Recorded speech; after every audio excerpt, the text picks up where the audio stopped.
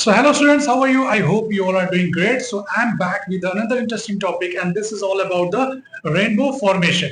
Okay, so in this session we're gonna study about the rainbow formation and in this video we will cover these questions. The first question is when do we see the rainbow? And the second question is how it is formed. Okay, and the third question is why the shape of the rainbow is looks like circular arc, right? And the fourth question is can we go inside the rainbow or can we touch the rainbow, right? So we will cover these questions. So let's start the video. So basics हम start करते हैं first question से कि when do we see the rainbow? Okay, so एकदम simple easy way में समझो कि rainbow हमको कब दिखाई देता है। रेनबो हमको हमेशा दिखाई नहीं देता है। रेनबो हमको तभी दिखाई देगा जब इन्वायरमेंट में वाटर ड्रॉपलेट्स हो and at the same time sunlight भी प्रेजेंट हो। आ रही बात समझ में?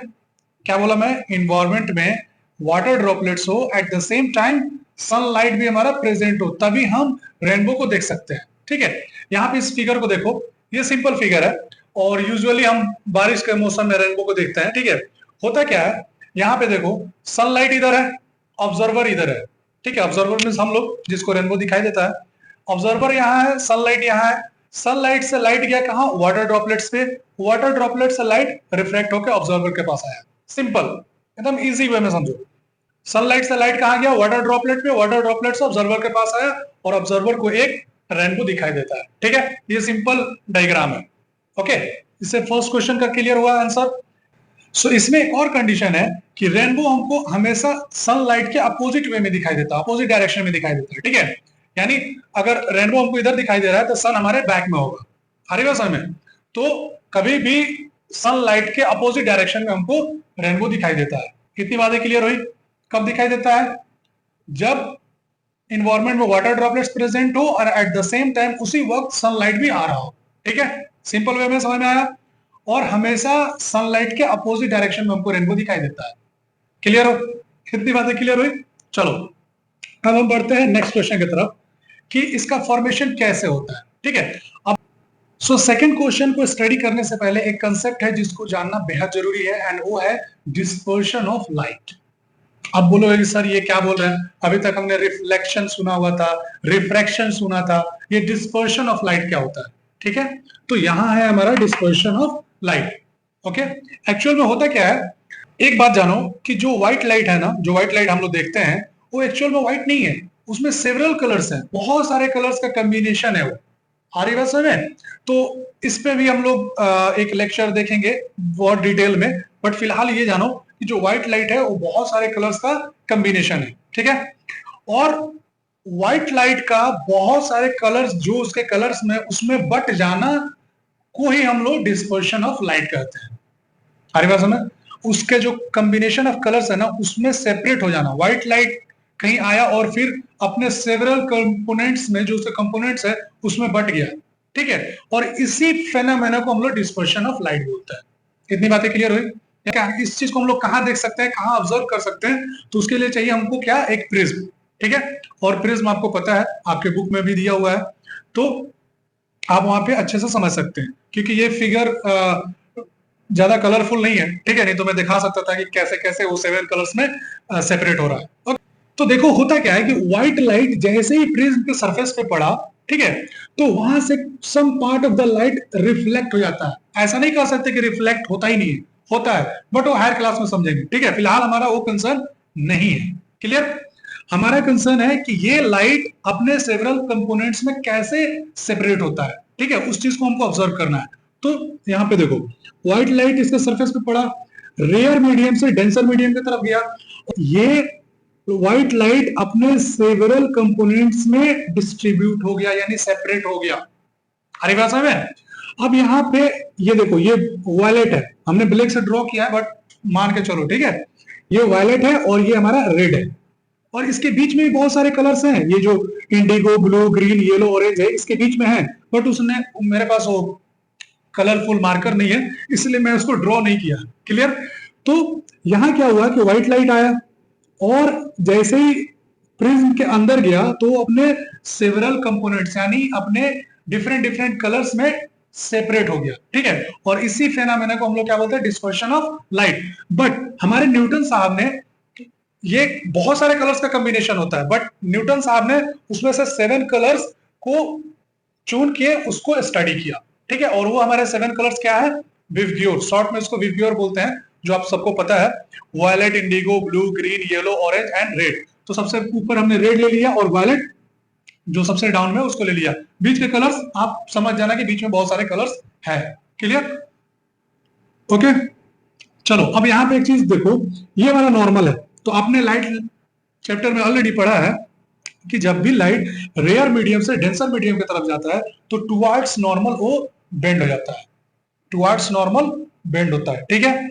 और फिर जब डेंसर मीडियम से रेयर मीडियम की तरफ जाता है तो away from the normal bend होता है, ठीक है। अब ये नॉर्मल है, इधर से लाइट गया नॉर्मल, अब ये देखो नॉर्मल की तरफ झुक रहा है, बेंड हो रहा है, तो इसको वायलेट ले लिया, ये हमारा रेड। क्लियर? अब यहाँ पे क्या हो रहा है, यहाँ पे डेंसर मीडियम से रेयर मीडियम की तरफ जा रहा है, डेंसर मीडियम से रेयर मीडियम की तरफ जा रहा है, तो अवे फ्रॉम द नॉर्मल, ये नॉर्मल है ना, तो नॉर्मल से दूर जा रहा है, नॉर्मल से दूर जा रहा है, तो अवे फ्रॉम द नॉर्मल ये बेंड हो रहा है। और इसी फेनोमेना को हम लोग क्या बोलते हैं, डिस्पर्शन ऑफ लाइट। कितनी बातें क्लियर हुई? यानी लाइट का डिफरेंट डिफरेंट कंपोनेंट में सेपरेट होगा। ओके, अब एक और बात जान लो कि इसमें तुम ध्यान से देखो कि सबसे ज्यादा बेंड हुआ है वायलेट, ओके, और जो रेड है वो थोड़ा एज कंपेयर टू वायलेट थोड़ा कम बेंड हुआ है, ठीक है। और इसके बीच में भी जो डिफरेंट डिफरेंट कलर्स हैं वो भी अपने हिसाब से बेंड हुआ है, ठीक है। अब क्वेश्चन ये है कि वायलेट क्यों ज्यादा बेंड हुआ है और रेड क्यों कम बेंड हुआ है, ये क्वेश्चन है ना। रेड ही क्यों ज्यादा बेंड नहीं हुआ? तो इसका आंसर ये है कि जो वायलेट कलर का जो कलर्स होते हैं ना, लाइट के जो डिफरेंट डिफरेंट कलर्स होते हैं वो डिफरेंट डिफरेंट वेवलेंथ के होते हैं, डिफरेंट डिफरेंट वेवलेंथ के होते हैं। तो जो वायलेट कलर है ना उसका वेवलेंथ शॉर्ट होता है, ठीक है, वेवलेंथ आपने ऐसे देखा है, ठीक है। तो उसका वायलेट कलर का वेवलेंथ शॉर्ट होता है और रेड कलर का वेवलेंथ लॉन्ग होता है। सबसे ज्यादा लॉन्ग वेवलेंथ किसका होता है? रेड कलर का, जो सबसे टॉप पे है। और सबसे शॉर्ट वेवलेंथ किसका होता है? वायलेट कलर का, जो सबसे डाउन पे है। तो चूंकि इसका वेवलेंथ शॉर्ट होता है इसलिए वो बेंड ज्यादा होता है, आ रही बात समझ? और रेड कलर का वेवलेंथ लॉन्ग होता है इसलिए वो बेंड कम होता है। इतनी बातें क्लियर हुई? ओके, चलो अब ये जो स्टोरी है ना, ये जो फेनोमेना यहाँ पे जो चीजें हो रही है, सेम चीज वाटर ड्रॉपलेट्स में होती है। अरे भाषा में सेम चीज वाटर ड्रॉपलेट्स में होती है। और व्हाइट लाइट कहां से आता है? सन से आता है। व्हाइट लाइट कहां से आता है? सन से आता है और वाटर ड्रॉपलेट्स में पड़ता है। वाटर ड्रॉपलेट से फिर वो रिफ्रेक्ट होके ऑब्जर्वर के पास आता है, तो हमको रेनबो दिखाई देता है, ठीक है। अब यही चीज वाटर ड्रॉपलेट्स में होता है और होता कैसे है उसको हम लोग इस डायग्राम से समझेंगे, ठीक है, माइक्रो लेवल पे। यानी वाटर ड्रॉपलेट्स, अब क्वेश्चन है कि वाटर ड्रॉपलेट्स कितने होते हैं एनवायरमेंट में, तो तुम लोग काउंट नहीं कर पाओगे। Thousands, millions, millions of water droplets हैं एनवायरमेंट में, ठीक है। बट उसको हम लोग माइक्रो लेवल पे समझेंगे। और माइक्रो लेवल क्या होता है? उसमें से एक दो वाटर ड्रॉपलेट को बिग पिक्चर करके हम लोग समझेंगे कि आखिर उसमें कैसे ये डिस्पर्शन ऑफ लाइट कैसे होता है। आ रही बात समझ में? प्रिज्म में तो हमको आसानी से समझ में आ गया इजी वे में कि हाँ ठीक है ये डिस्पर्शन ऑफ लाइट है, बट वाटर ड्रॉपलेट्स में कैसे होता है? आ रही बात समझ में? तो उसके लिए डायग्राम देखो, ध्यान से देखना, बहुत ही इजी वे में समझाया गया है, बनाया गया है डायग्राम, और बहुत इजी वे में मैं तुमको समझाऊंगा ताकि कंसेप्ट तुमको एकदम बिल्कुल क्रिस्टल क्लियर हो जाएगा, ठीक है। चलो ध्यान से सुनो, आई मीन देखो, ठीक है। होता क्या है कि हमारे सन बाबा है, ठीक है, और सनलाइट आया, ये हमारा वाटर ड्रॉपलेट्स है, just like you know sphere shape का, ठीक है। स्फीयर पता है तुमको, वाटर ड्रॉपलेट्स है। हाँ, एक और चीज, ये बबल्स नहीं है, वाटर में जो बबल्स होते हैं ना उसको वो थिन लेयर, आउटसाइड लेयर होता है, अंदर एयर होता है, ठीक है। बट ये ड्रॉपलेट्स है, ड्रॉपलेट्स यानी फुल फुल वाटर है उसमें, ठीक है, अंदर एयर नहीं है, फुल वाटर है वो, ठीक है। तो ये पता होना चाहिए। तो ये वाटर ड्रॉपलेट्स है, ठीक है।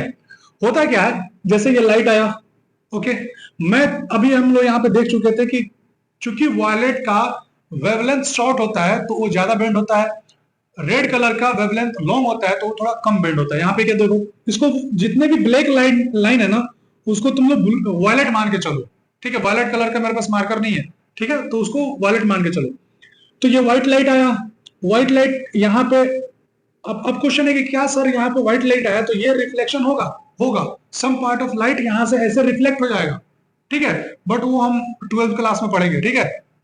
यहाँ पे उसकी जरूरत नहीं है क्योंकि ये ऑब्जर्वर यहाँ पे है, ऑब्जर्वर यहाँ पे है, उसके यहाँ से देखा जा रहा है रेनबो को, तो ये तो इसके आई पे नहीं आ रहा है ना, तो वो हमारा कंसर्न नहीं है। ठीक है, अब देखो होता क्या है, यहाँ से सनलाइट यानी व्हाइट लाइट आया, व्हाइट लाइट ये वाटर ड्रॉपलेट के सरफेस पे पड़ा और पड़ के अंदर सेपरेट हुआ यानी डिस्पर्स हुआ डिफरेंट डिफरेंट कलर्स में।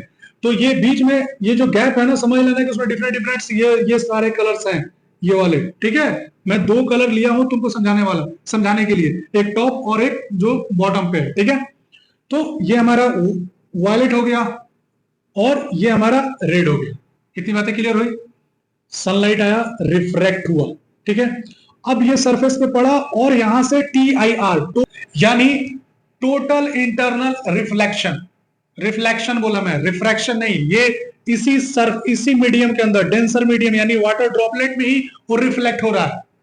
अरे बस हमें सेम मीडियम में वो रिफ्लेक्ट हो रहा है, इसलिए उसको हम लोग क्या बोलते हैं? रिफ्लेक्शन। तो TIR यानी टोटल इंटरनल रिफ्लेक्शन। अब क्वेश्चन ये है कि क्या सर लाइट आया तो प्रिज्म की तरफ बाहर क्यों नहीं निकला, यहाँ पे क्यों ये टोटल इंटरनल रिफ्लेक्शन हो गया?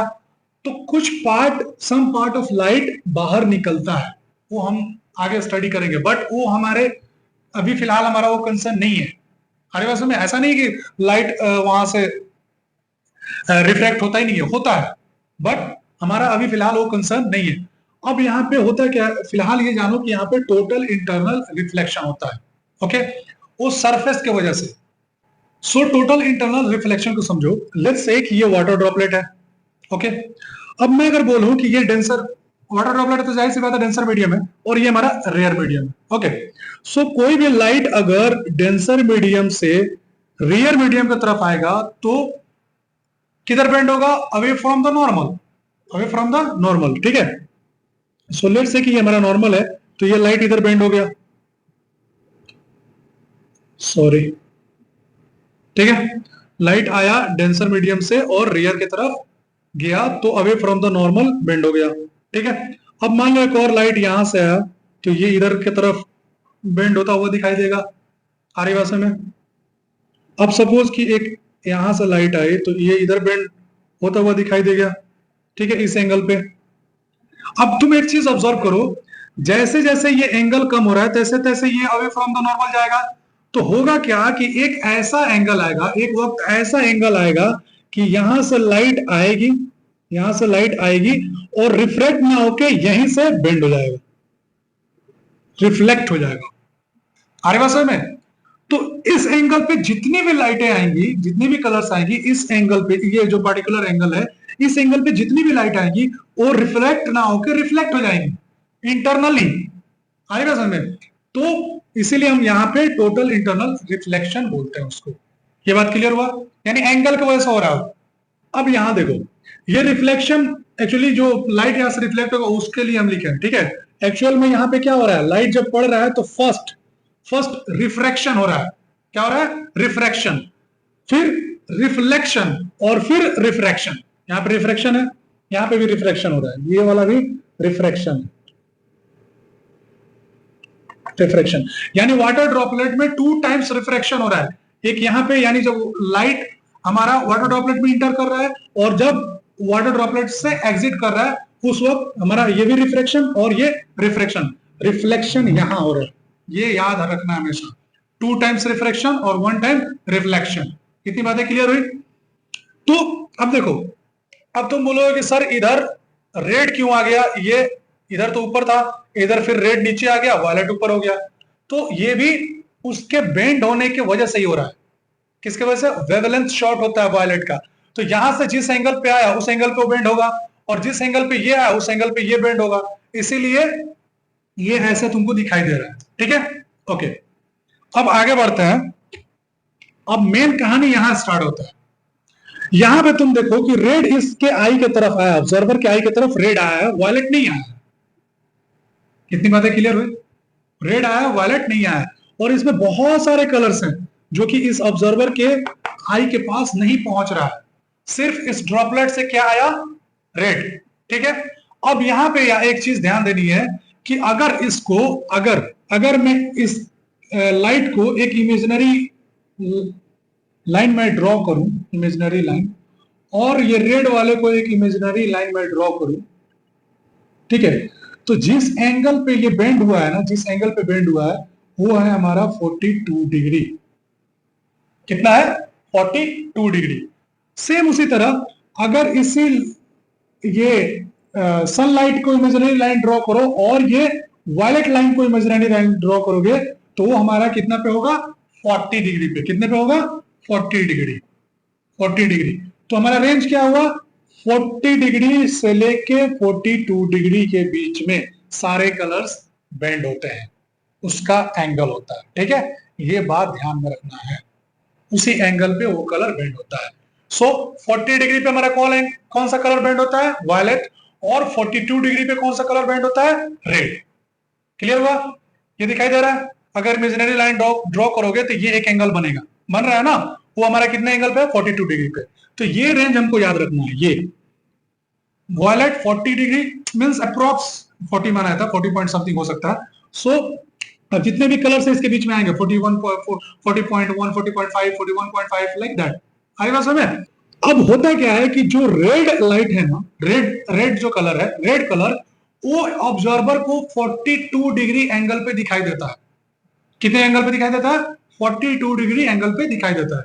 तो तुम बताओ हमको कि अगर ऑब्जर्वर यहां है और रेड हमको 42 डिग्री पे आ रहा है ऑब्जर्वर के पास, 42 डिग्री इस ड्रॉपलेट से 42 डिग्री रेड कलर आ रहा है ऑब्जर्वर के पास, तो क्या इसी ड्रॉपलेट से 40 डिग्री वाला कलर दिखाई देगा ऑब्जर्वर को?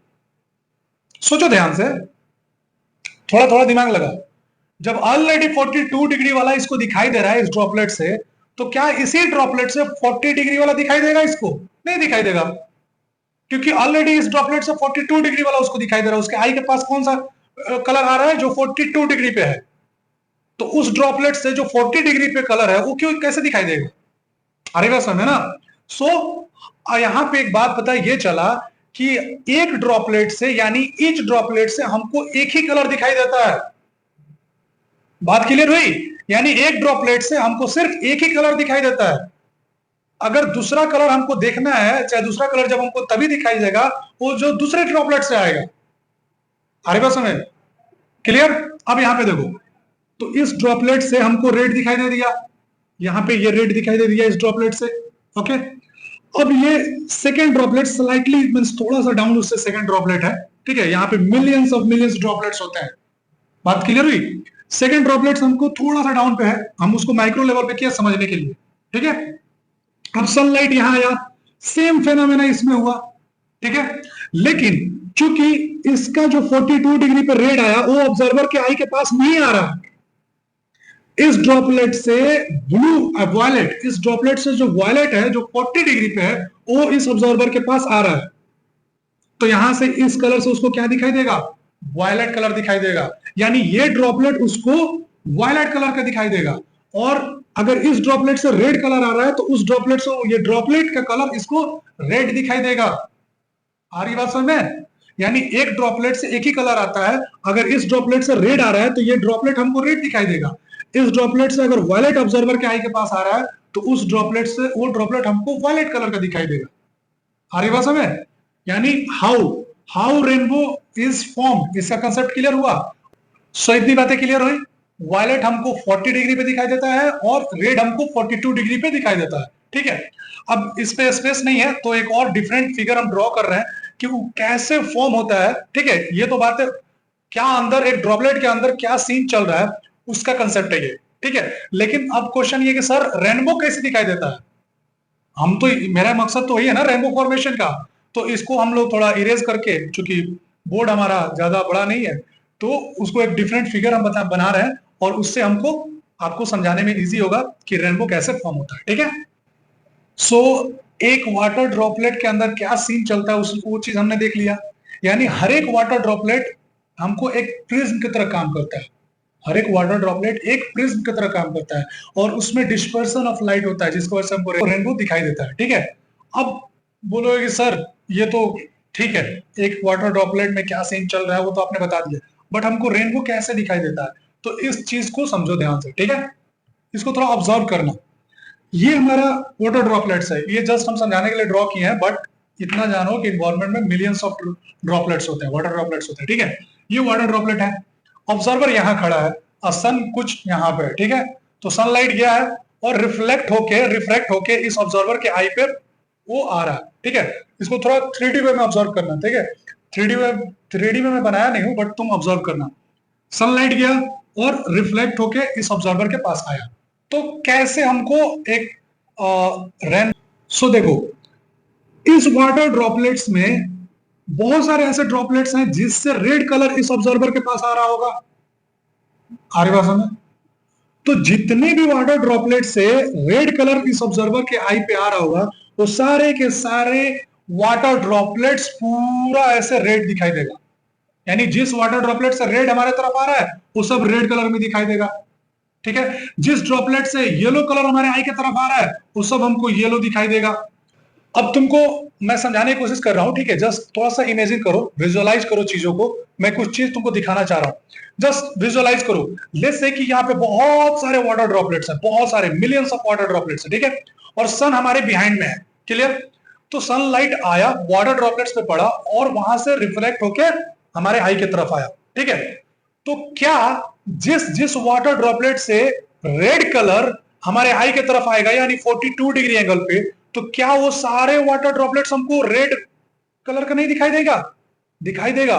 और जिस जिस वाटर ड्रॉपलेट से वायलेट कलर यानी 40 डिग्री पे हमारे आई की तरफ आएगा, वो सारे के सारे वाटर ड्रॉपलेट्स हमको वायलेट कलर की दिखाई देंगे। अरे बात समझ में। और उसी तरह जो बीच के कलर है, ग्रीन, ब्लू, येलो, जो भी कलर है, वो उस एक पार्टिकुलर एंगल पे आएंगे और वो सारे वाटर ड्रॉपलेट्स हमको ग्रीन या ब्लू या येलो कलर के दिखाई देंगे। अरे बस हमें तो बन गया ना एक रेनबो। देखो तो यहाँ पे इतने वाटर ड्रॉपलेट्स हैं, हमको तो दिखाई दे रहा है, पता ना तुम लोगों को दिखाई दे रहा है कि नहीं। यहाँ पे देखो ये पूरे वाटर ड्रॉपलेट्स रेड कलर के हैं, उसके बाद से ये डिफरेंट डिफरेंट कलर्स, और फिर बॉटम पे पूरे वाटर ड्रॉपलेट्स वायलेट कलर के हैं। आ रही बात समझ में। तो ये एक रेनबो फॉर्मेशन हमको दिखाई देता है, ठीक है। ये how the rainbow is formed, इसका क्वेश्चन आंसर हुआ, ठीक है। अब नेक्स्ट क्वेश्चन है, why it looks like a circular arc. क्यों हमको ये आर्क बनता हुआ दिखाई देता है, क्यों फ्लैट क्यों नहीं दिखाई देता है? तो उसके पीछे क्या वजह है उसको इस फिगर से हम लोग समझेंगे, ठीक है। चलो अब उसको समझाने के लिए हमने एक ये बनाया है तुम लोगों को, ठीक है। लेट्स से कि ये सनलाइट है, ये क्या है, सनलाइट है, और ये रिफ्लेक्ट होके हमारे आई के पास ये आ रहा है, ठीक है। तो हमारे भाई साहब ऑब्जर्वर साहब यहाँ खड़े हैं। तो अगर मान लो कि यहाँ पे सनलाइट आया, यहां से सनलाइट आया और रिफ्लेक्ट होकर ऑब्जर्वर के पास आया, तो इसको हमने मार्क कर दिया इस ड्रॉपलेट से, दिख रहा है। देखो यहाँ पे सनलाइट आया और इस ड्रॉपलेट से रिफ्लेक्ट होकर इसके पास आया। ये इसको थोड़ा 3D में इमेजिन करना, ये वाटर ड्रॉपलेट सामने दिखाई दे रहा है एकदम ऐसे, ठीक है, ऐसे सामने दिखाई दे रहा है और वहां से रिफ्लेक्ट होकर आ रहा है, ठीक है। बोर्ड पे मत समझ लेना कि नीचे आ रहा है, आ रही बात में। तो ये सनलाइट आया और रिफ्लेक्ट होकर ऑब्जर्वर के पास आया, क्लियर हुई बात। अब सेम चीज सोचो कि हम इस ड्रॉपलेट के लिए देखते हैं। तो क्या अगर हम यहाँ पे सनलाइट आया तो ये रिफ्लेक्ट होकर ऑब्जर्वर के पास आ रहा है, यहाँ पे ऑब्जर्वर है, यहाँ पे ऑब्जर्वर नहीं है, ऑब्जर्वर तो यहाँ है। तो यहाँ पे इस ड्रॉपलेट से जो लाइट रिफ्लेक्ट हो रहा है वो इस ऑब्जर्वर के पास नहीं आ रहा है, क्लियर हो रही बात। तो इस ऑब्जर्वर के किस ड्रॉपलेट से आ रहा है, यानी इस ड्रॉपलेट से रेड कलर इस ऑब्जर्वर के पास आ रहा है, ठीक है। तो ये जो रिफ्लेक्ट लाइट का जो हम लोग एक बनाया है रिफ्लेक्शन, वो हम ऑब्जर्वर के पास रख रहे हैं, ऑब्जर्वर के पास ही, ठीक है। और इसको हम मूव करेंगे तो ये देखो मूव हुआ। ये जिस जिस वाटर ड्रॉपलेट्स में पड़ेगा ऑब्जर्वर के पास ही वो रिफ्लेक्ट होकर आ रहा है, दिख रहा है। ऑब्जर्वर के पास से वो नहीं मूव किया है, यहां से भी ऑब्जर्वर के पास आएगा, यहां से भी ऑब्जर्वर के पास आएगा, यहां से भी ऑब्जर्वर के पास आएगा, यहां से भी ऑब्जर्वर के पास आएगा, और यहां से भी ऑब्जर्वर के पास आएगा। ये मैं मूव कर रहा हूं, इसका पोजीशन तो मूव नहीं कर रहा हूं, ये हमारा रिफ्लेक्शन है, ये लाइट है, ये हमारा रिफ्लेक्शन है। तो ये रिफ्लेक्शन हम आई के पास रख दिए, और यही कंडीशन है कि इसके पास ये रिफ्लेक्ट होगा, इसीलिए ये सर्कुलर आर्क दिखाई देता है। आ रही बात समझ। यानी ये देखो ये वाटर ड्रॉपलेट्स यहां से ऐसे बन के आएगा, ठीक है। और यही वाटर ड्रॉपलेट्स हैं, यही वाटर ड्रॉपलेट्स हैं जिसके 42 डिग्री एंगल पे इस ऑब्जर्वर के पास रेड आएगा, यही वाटर ड्रॉपलेट्स हैं और ये सारे के सारे रेड दिखाई देंगे। आ रही बात समझ में? क्लियर? सेम उसी तरह जो इसके नीचे में होगा, डाउन में, जो इसके डाउन में होगा, सपोज मान लो ये सारे रेड दिखाई दे रहे हैं और मान लो कोई यहां से वाटर ड्रॉपलेट है सेम वायलेट कलर का, तो इससे कौन सा कलर आएगा? वायलेट कलर आएगा 40 डिग्री पे। यानी हमारा रेंज क्या होता है? 40 डिग्री टू 42 डिग्री, और इससे ऊपर और इससे डाउन हमको दिखाई नहीं देगा। इसीलिए ये वायलेट नीचे दिखाई देता है और रेड ऊपर दिखाई देता है, और ये हमारा सर्कुलर आर्क बन जाता है। बातें क्लियर हुई? अगर इसके बावजूद भी अगर चीजें समझ में नहीं आई होंगी तो तुम लोग कमेंट करके पूछ लेना क्वेश्चन, ठीक है? समझ में आ गया? ये मैं रेनबो नहीं बनाया हूं, मतलब समझो कि ये रेनबो है, मेरे पास वो कलरफुल मार्कर नहीं है, सॉरी, ठीक है? तो इतनी बातें क्लियर हुई। अब क्वेश्चन, अब इंपॉर्टेंट क्वेश्चन देखो, can we go inside the rainbow? No. कैसे? हम अगर इस ड्रॉपलेट से 42 डिग्री पे हमको आ रहा है तो हम जब आगे बढ़ेंगे तो इस ड्रॉपलेट से तो नहीं आएगा ना। अगर इस ऑब्जर्वर को उठा के मैं यहां रख दूं तो क्या इस ड्रॉपलेट से 42 डिग्री पे आएगा? नहीं, वो किसी और ड्रॉपलेट से आएगा। तो जैसे जैसे हम मूव करेंगे ना वैसे वैसे रेनबो हमसे दूर जाता चला जाएगा, दूर होता चला जाएगा। आ रही बात समझ में? तो हम कभी भी रेनबो के इनसाइड द रेनबो नहीं जा सकते हैं और रेनबो को हम कभी टच नहीं कर सकते हैं। अब क्वेश्चन ये है कि क्या एक्चुअल में रेनबो सर्कुलर ही होता है?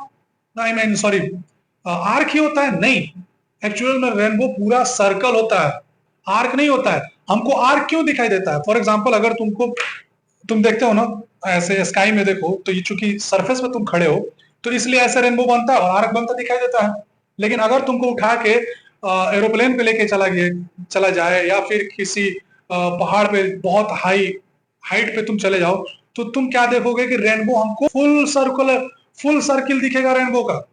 हमारी बात में वो हाफ नहीं दिखेगा, क्योंकि हम अर्थ पे रहते हैं इसलिए हमको आर्क बनता दिखाई देता है। बट एक्चुअल में रेनबो हमको फुल सर्कल बट दिखाई आर्क इसलिए देता है क्योंकि हम लोग सरफेस पे हैं, अर्थ पे हैं। लेकिन अगर हम हाइट पे जाएंगे यानी हम अगर एरोप्लेन से देखेंगे तो हमको फुल सर्कल रेनबो दिखाई देगा। क्लियर हुई बात? इतनी चीजें क्लियर हुई? कब दिखाई देता है?